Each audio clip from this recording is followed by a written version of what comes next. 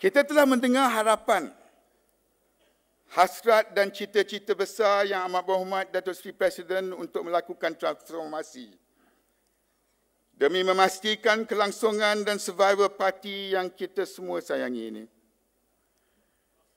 Proses transformasi UMNO dimulakan sejak tahun lepas lagi, selepas kita sebulat suara meminda perlembagaan, memperteguh lunas-lunas demokrasi serta memhak upaya ahli-ahli parti agar UMNO lebih terbuka, lebih inklusif dan lebih demokratik. Melalui pindaan ini, perluasan jumlah perwakilan telah ditingkatkan daripada 2,710 kepada 146,500 orang. Tambahan 5,800%. Sekaligus, UMNO menjadi lebih inklusif. Apatah lagi apabila membuka ruang untuk 51,000 perwakilan di kalangan ahli sayap, terutamanya di kalangan golongan muda untuk terlibat dalam pemilihan pucuk pimpinan parti. Kejayaan menghapuskan sistem kota pula membuktikan para pemimpin UMNO berjiwa besar. Berjiwa besar baik yang berada di peringkat tertinggi maupun di peringkat bahagian, yang sanggup membuat perubahan kepada sistem pemilihan parti yang telah memilih mereka selama ini. Jarang sekali terdapat mana-mana pemimpin parti politik, khususnya yang berkuasa mentadbir negara, Presiden dan Timbalan Presiden UMNO yang juga merupakan Perdana Menteri dan Timbalan Perdana Menteri, tuan-tuan dan puan-puan sebagai ketua-ketua bahagian ahli-ahli majlis tinggi yang sanggup mengubah sistem yang meletakkan mereka di pesada kuasa. Tetapi demi kelangsungan parti, kita sanggup melakukan perubahan yang sebesar ini.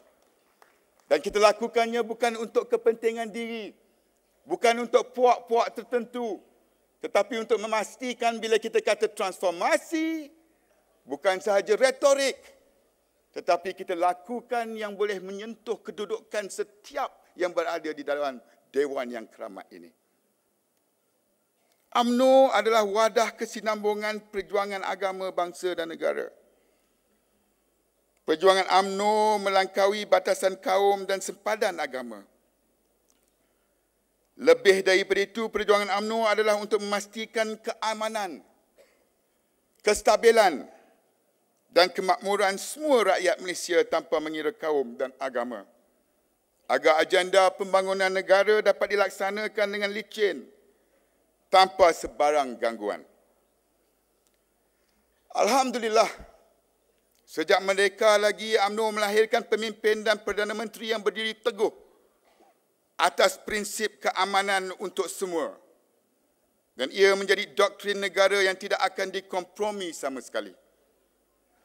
UMNO adalah wadah kesinambungan perjuangan agama, bangsa dan negara. Perjuangan UMNO melangkaui batasan kaum dan sempadan agama. Lebih daripada itu, perjuangan UMNO adalah untuk memastikan keamanan. Lebih daripada apa lagi pertimbangan kestabilan dan kemakmuran semua rakyat Malaysia tanpa mengira kaum dan agama, agar agenda pembangunan negara dapat dilaksanakan dengan licin tanpa sebarang gangguan. Aspek keselamatan tidak sekali-kali boleh dikompromi, dan ia juga tidak wajar disensasi apatah lagi dipolitikkan. Kita akan menggunakan segala kuasa yang ada di bawah undang-undang, dan kita akan sentiasa menguatkuasakan undang-undang dengan penuh ketelitian. Kebijaksanaan tidak akan terperangkap dengan rentak taktik pihak-pihak tertentu yang dengan sengaja mewujudkan isu dan provokasi untuk menjejaskan imej dan mencabar kewibawaan institusi keselamatan negara. Pada masa yang sama, cabaran keselamatan negara yang sedang kita hadapi juga semakin kompleks. Bukan sahaja kita berhadapan dengan bentuk-bentuk ancaman domestik yang baru, tetapi juga cabaran bersifat merentasi sempadan.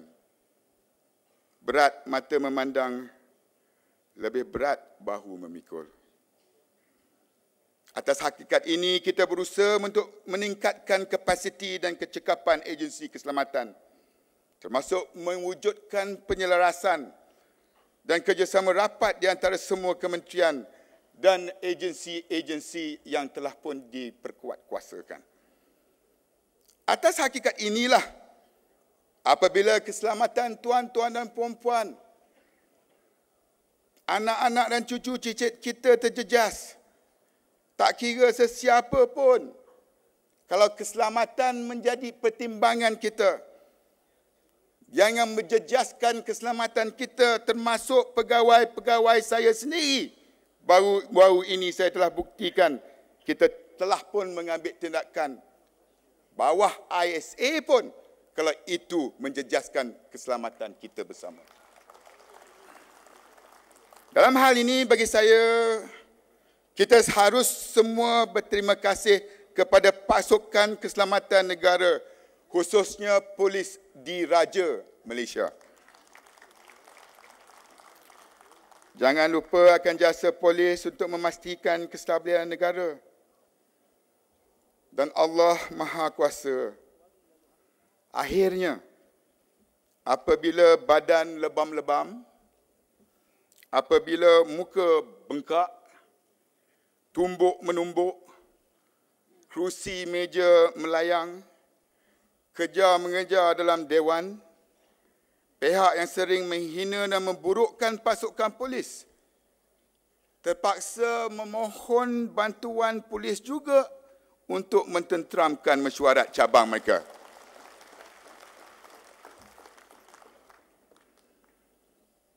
Datuk Seri Pengerusi Tetap, pemimpin itu bagaikan kayu besar di tengah padang. Rimpun daunnya tempat berteduh, kuat dahannya tempat bergantung, kukuh batangnya tempat bersandar, besar akarnya tempat bersila. Saya percaya Datuk Seri Presiden Datuk Seri Najib Tun Abdul Razak tahu apa situasi sebenar kita hari ini. Saya yakin beliau tahu apa yang perlu dilakukan dan ke mana hendak dibawa masa depan orang Melayu dan agama Islam di dalam negara ini. Beliau telah pun memulakan proses transformasi dalam kerajaan, ekonomi dan politik. Dan saya bersyukur, rasa cukup terharu. Walaupun bawa transformasi, kesetiaan para perwakilan ahli-ahli UMNO, yakin kepada kepimpinan beliau, kepimpinan semua yang berada di atas pentas ini, tetap bersama-sama senada untuk melakukan apa yang perlu dilakukan untuk survival parti kita. Ini merupakan satu perhimpunan yang amat bersejarah sekali. Dan sebagai ahli UMNO, kita semua mempunyai peranan masing-masing. Saya faham bahawa saya perlu memberikan ketenangan fikiran kepada Datuk Seri. Saya akan berusaha keras memastikan Malaysia ini aman, stabil agar Datuk Seri dapat memimpin agenda transformasi kerajaan, ekonomi dan politik. Saya berjanji, saya akan melakukan tanpa sebarang rasa takut dan pilih kasih. Dengan teliti, dengan tertib dan bijaksana. Seperti merupakan nilai-nilai pegangan orang-orang Melayu selama ini yang memikul amanah dan tanggungjawab nak membela bangsanya.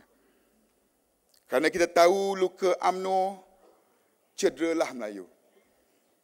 Hancur UMNO berderailah Melayu. Pecah UMNO berkecailah Melayu.